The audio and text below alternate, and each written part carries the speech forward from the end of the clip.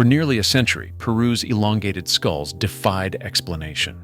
25% larger and 60% heavier than normal, they fueled theories of ancient aliens, genetic mutations, and lost civilizations. Now, artificial intelligence has scanned the evidence and uncovered a definitive answer that rewrites everything we thought we knew about human history. But why did it take so long to solve a mystery hidden in plain sight? On the windswept southern coast of Peru, centuries before the rise of the Inca, the Paracas culture flourished. From around 800 BCE to 100 BCE, this civilization transformed the arid peninsula into a hub of innovation and artistry. Their legacy lies not only in the desert's silence, but in the artifacts and remains they left behind. Most famously, the elongated skulls unearthed from the Paracas necropolis. In 1928, Julio Tello, already celebrated as Peru's foremost archaeologist, began excavating a series of mysterious underground chambers carved deep into the earth. The site, known as Huaricayan, revealed more than 400 tightly wrapped mummy bundles. Inside these bundles, Tello discovered over 300 skulls with shapes that defied ordinary explanation. The skulls were strikingly long and narrow, with some appearing to stretch upward and backward in a way unseen in most human remains. Early photographs from the dig show Tello and his team standing amid rows of burial bundles and textiles dyed in colors that have barely faded after 2 millennia. The burial chambers themselves were architectural feats, multi-level, stone-lined crypts accessed by narrow shafts. Each chamber held generations of the same elite families, their bodies swaddled in layers of intricate woven cloth. Paracas textiles are renowned for their complexity, with over 190 distinct dye colors identified by modern researchers. These mantles, ponchos, and headbands featured geometric patterns, mythic animals, and supernatural beings, each woven with a skill that rivals any in the ancient world. The textiles alone signaled wealth and status, but the elongated skulls suggested something even more deliberate, a mark of identity or power, visible in the very bones of the dead. Tello's field notes reveal a sense of awe and urgency. He meticulously recorded the position of each skull, the quality of the grave goods, and the elaborate wrappings that separated noble from commoner. The most dramatically altered skulls always appeared in tombs with the richest offerings: gold, carved wood, and embroidered garments. This pattern pointed to a society where physical transformation and social rank were deeply entwined. The scale of Tello's discovery forced a reckoning. More than 300 elongated skulls, concentrated in a single culture and region, could not be dismissed as mere accident or rare pathology. The physical evidence was undeniable, raising questions that would ripple through archaeology for decades. What drove the Paracas people to reshape their children's skulls so dramatically? And what did these transformations mean for those who wore them, in life and in death? 3 explanations quickly took hold, as scholars, physicians, and the public grappled with the Paracas skulls. The first, and most widely accepted among archaeologists, traced the origins of these elongated crania to deliberate human action.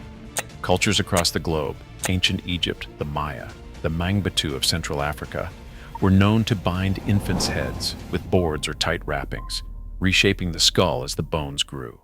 The Paracas skulls, with their dramatic angles and consistent appearance among the elite, seemed to fit this pattern. Proponents pointed to the parallels in technique and symbolism, cranial modification as a sign of rank, identity, or spiritual power. Yet not all observers were convinced. Medical professionals who examined the remains noticed features that did not always match the expected results of head binding. Some skulls displayed unusually thick bone or lacked the normal lines where cranial plates fuse. Others had a single parietal bone, where 2 would be standard. These anomalies gave rise to a second theory, that rare genetic conditions or developmental disorders might be responsible.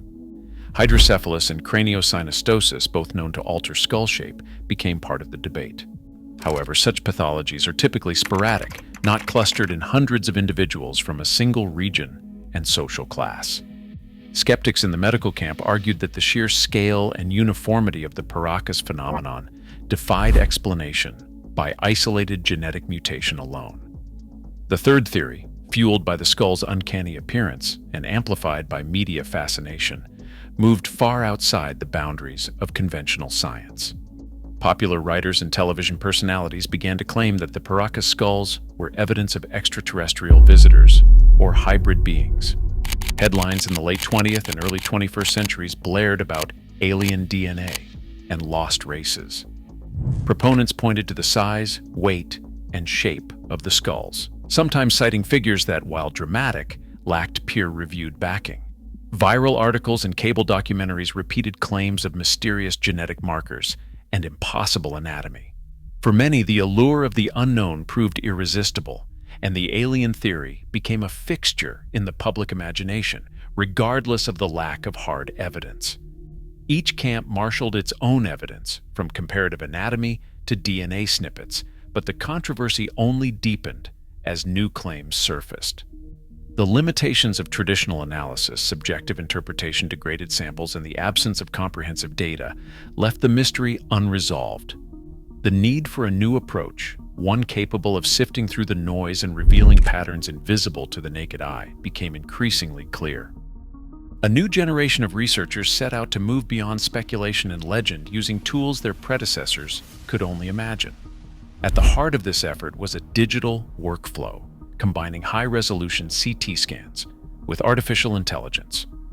Teams of bioarchaeologists, medical imaging specialists, and data scientists collaborated across continents, pooling access to museum collections and archaeological archives. Each Paracas skull was scanned in 3 dimensions, capturing every ridge, suture, and subtle density shift at a level of detail measured in microns. These scans formed the raw input for machine learning models trained on thousands of normal and modified human skulls from across the globe, covering every known population and cranial tradition. The AI system processed millions of data points per specimen, mapping bone thickness, suture lines, and growth plate development. Neural networks learned to recognize the difference between natural variation, pathological change, and the effects of external shaping. As the models compared Paracas skulls to this global dataset, they flagged patterns invisible to the human eye, microscopic stress points along the sagittal and coronal axes, density gradients tracing the path of applied pressure, and remodeling signatures that matched only one known process: sustained cranial binding in infancy. For the first time, researchers could quantify the physical consequences of every technique, duration, and binding material, stripping away centuries of guesswork. The digital evidence, layered on top of decades of physical anthropology, offered a new clarity. Theories once debated in the abstract now stood face-to-face with data-driven analysis, setting the stage for a definitive answer to the Paracas mystery. AI-driven analysis delivered an answer that cut through decades of speculation. Every Paracas skull, subjected to high-resolution CT scanning and digital modeling, revealed the unmistakable signature of artificial cranial modification. Neural networks mapped bone density and suture patterns, finding microscopic stress lines consistent with sustained external pressure, never the random distribution seen in genetic disorders. Growth plates showed clear adaptation to force, with bones stretching upward and backward over a period of 1 to 3 years. This process began in infancy, when the skull was most pliable, and continued until the child's bones hardened into their new, elongated form.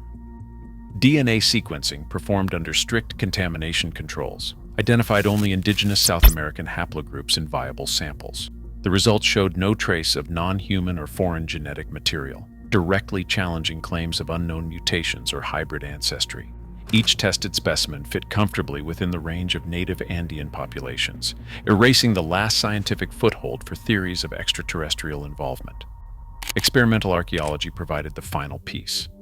Researchers replicated Paracas binding techniques using wooden boards and textile straps on synthetic bone models and animal skulls. After up to 3 years of gentle, continuous pressure, the replicas matched the ancient skulls in both shape and bone structure. The method required constant care, specialized materials, and social investment, resources available only to the elite. The most dramatically elongated skulls always appeared in tombs filled with rich textiles and ceremonial objects, confirming that cranial modification was a visible badge of privilege. For the Paracas, reshaping a child's head was not just tradition, but a declaration of status, identity, and belonging. In 1928,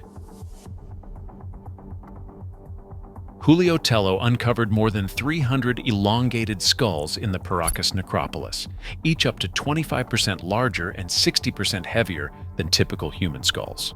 For nearly a century, these remains fueled debate: intentional deformation, rare genetic mutation, or something unknown. Recent AI-driven CT scans and DNA sequencing have now provided clear answers.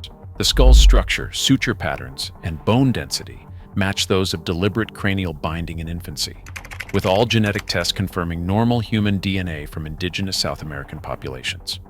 No evidence supports alien or hybrid origins. While the exact social rituals and meanings behind this practice remain partly undiscovered, the findings show how advanced technology can resolve mysteries once thought unsolvable. The Paracas skulls, once seen as proof of the extraordinary, now stand as a testament to the complexity and creativity of ancient human cultures, reminding us that history's greatest enigmas are often rooted in our own capacity for cultural expression.